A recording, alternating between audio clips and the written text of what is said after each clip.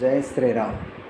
ఓ హనుమంత హాయి పొందితిని నీ పలికిన శ్రీరామ కథ విని, రామలక్ష్మణుల ఎట్లెరిగితివి, రూపురేఖలను ఎట్లుగాంచితివి, వారి మాటలను ఎట్లు వింటివి, వారి గుణములను ఎట్లు తెలిసితివి అని పల్కె సీత హనుమంతునితో, రామకథను కీర్తించిన వానితో.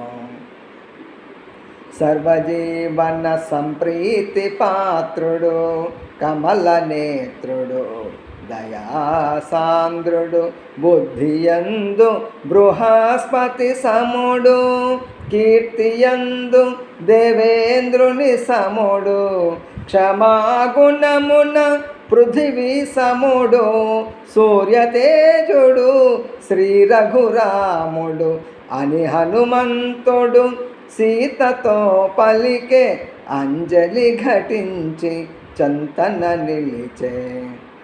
అన్నకు తగు తమ్ముడు లక్ష్మణుడు, అన్నిట రాముని సరిపోలువాడు, అన్నకు తోడు నీడయై చెలగెడు, అజేయుడు శత్రుభయంకరుడు, సామాన్యులు కారు సోదరులిరువురు, నిన్ను వెదకుచు మమ్ము కలసినారు అని హనుమంతుడు సీతతో పలికే, అంజలి ఘటించి చంతన నిలిచే.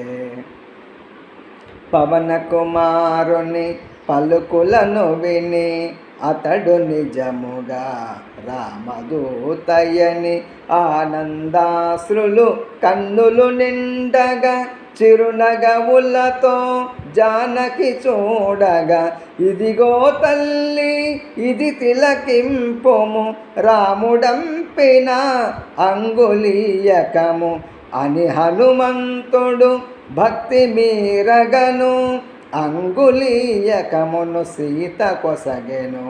శ్రీ హనుమాను గురుదేవులు నాయద పలికిన సీతారామ కథ, నే పలికెద సీతారామ కథ.